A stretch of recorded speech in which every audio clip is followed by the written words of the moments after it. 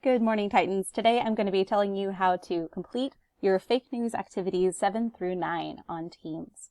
You see me here on the Microsoft Teams homepage. You can get to that through teams.microsoft.com or by going through the Office 365 homepage.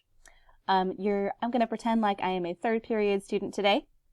You are going to notice that this morning I posted a long post explaining everything that you need to do for this week.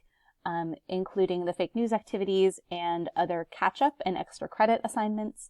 You'll see a weekly timeline here. You will see a weekly check-in survey that's been posted. All that good stuff. So I'm going to show you guys how to do activities 7 through 9. If I go to View Assignment here, you will see Student View. It should look something like this for you. Notice that there is a hefty point value for this. I'll explain that a little bit once I get into it. Basically, for activities 7 and 8, it's a little bit less intensive. Those are only 10 points each. Activity 9 is pretty hefty, so that is a 50-point activity. You'll see why once we get into it a little bit. A couple of resources that you're going to see here. We have our assignment calendar, which I will briefly show you.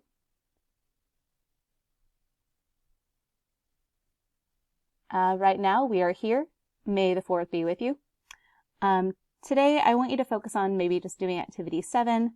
Activities 7 and 8 you can probably do in one sitting. However, activity 9 I've given you at least 2 days to complete because that's a little bit heftier.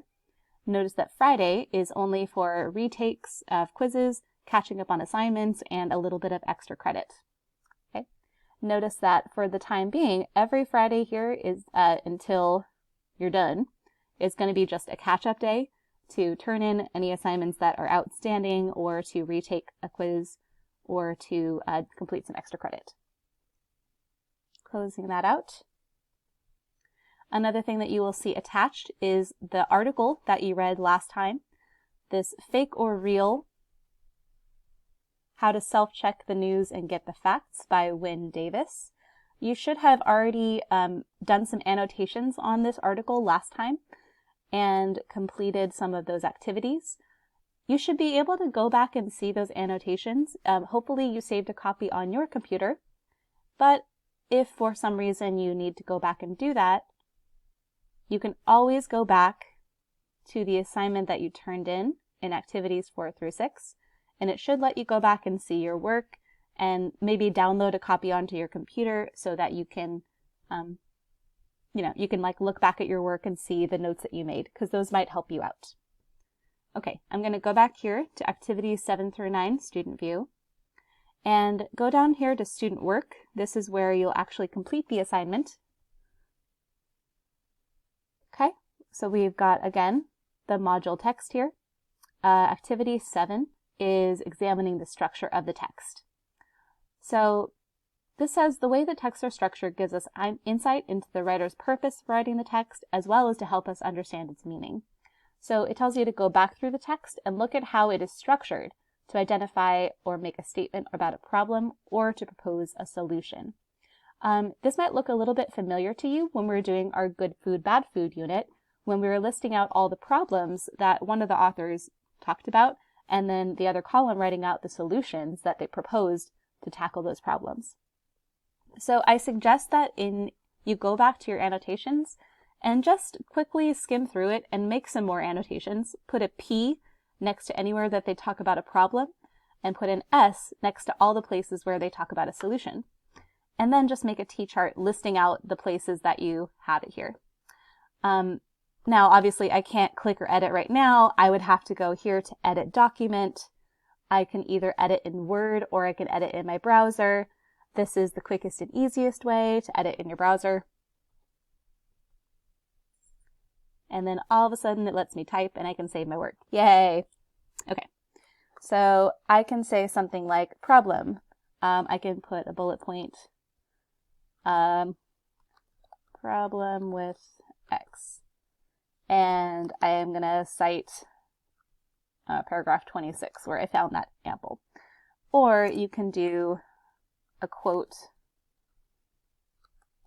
and say, I found this in paragraph 10. right? You can either do a paraphrase, or you can do a quote, or you can do both, okay?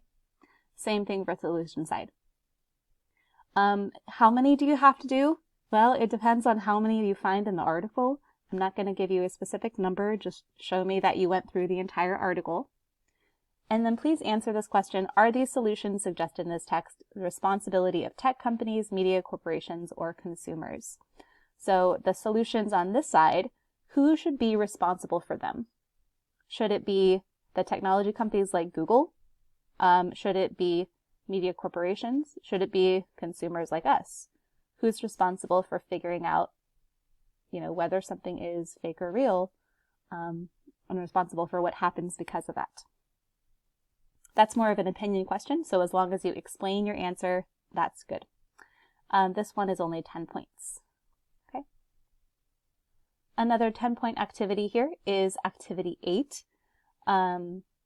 It is going with the same article, the Wynne Davis article. So if you do activity 7 here, then it should be pretty easy to figure out the answers to activity 8.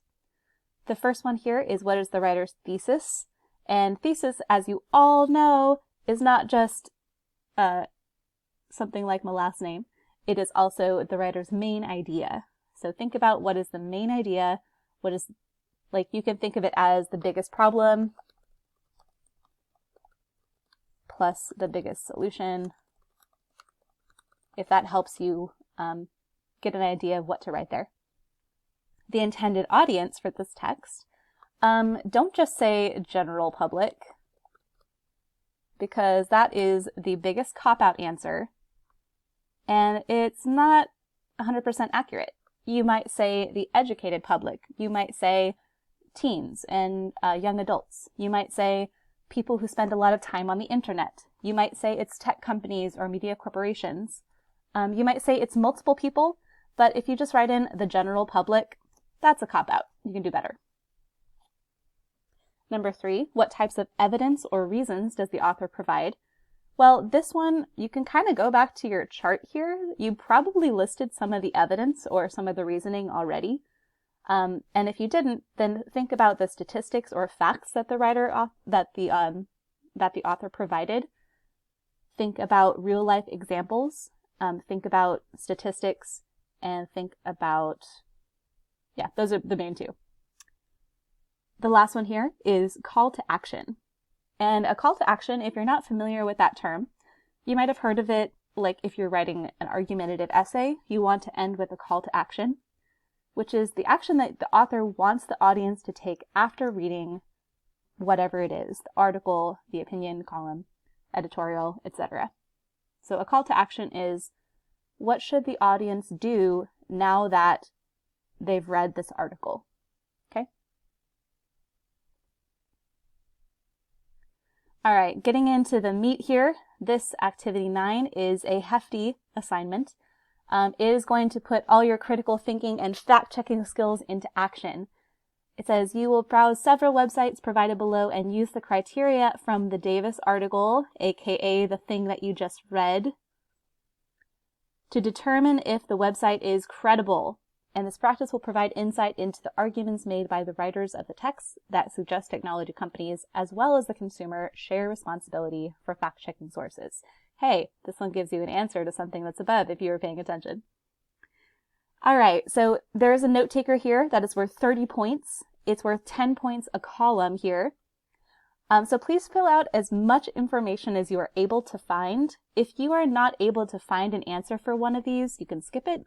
Just do your due diligence and try. What I would suggest here is doing one website at a time. So I'm going to stick with this middle column because we already looked at this website in class before we all left for break. This lovely dhmo.org. So it says, Control click to follow link, Control click. Hey, lovely. Pops up in my browser. All right, so we've got our dihydrogen monoxide research division website. Well, all right, cool. What do I do with it? Okay, then you go back here and look at all these questions. There are 12 questions to answer for each article. I'm just going to go through one example, and hopefully that'll help you out a little bit. It says, what is the date on the most recent post? Is the information current? Okay, now this is a little bit difficult because you might not be able to find the most recent post, but what you can do is look for any dates that you see on the website. So for example, if I go down to the bottom, it says last updated May 4th, 2020. Oh, so look at that. I can just copy and paste that into here.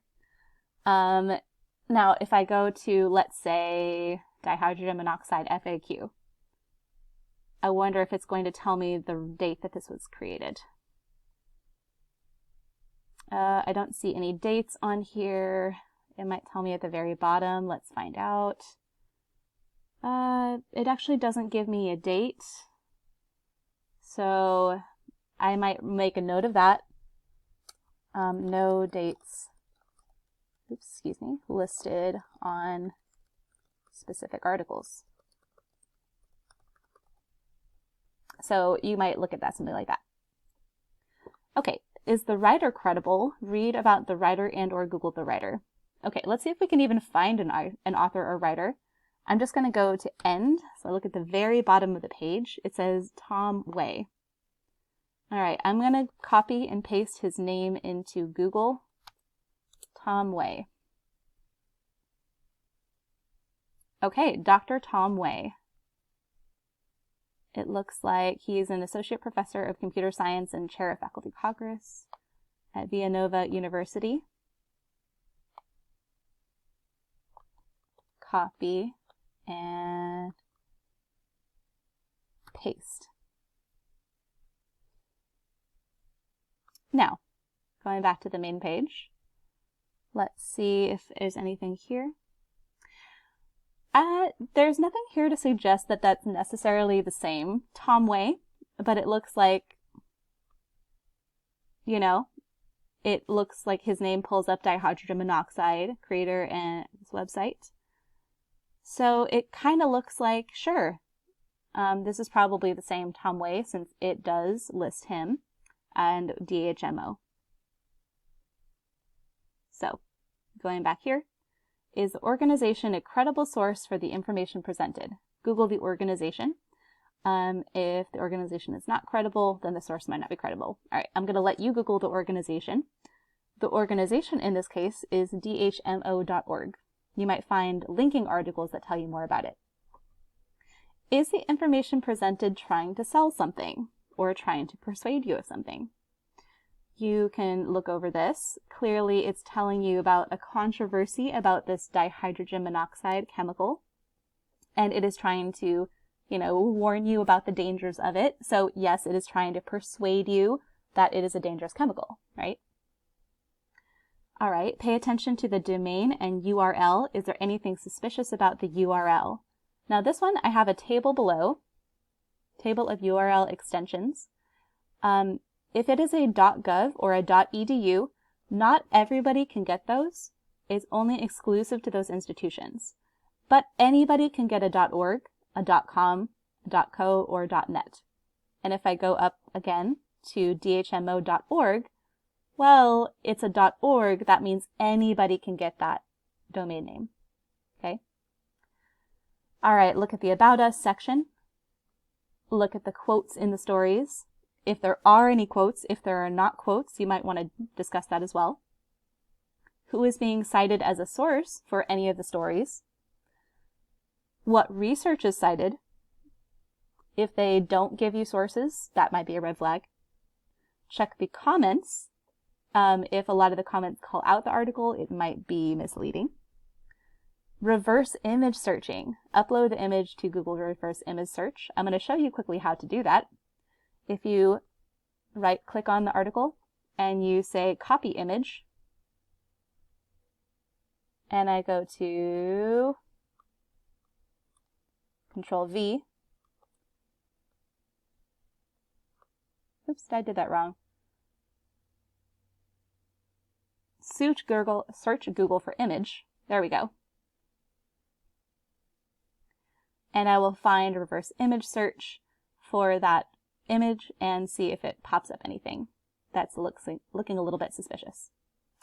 Now the last thing is, did you determine if it was real or fake? and then explore these two websites here.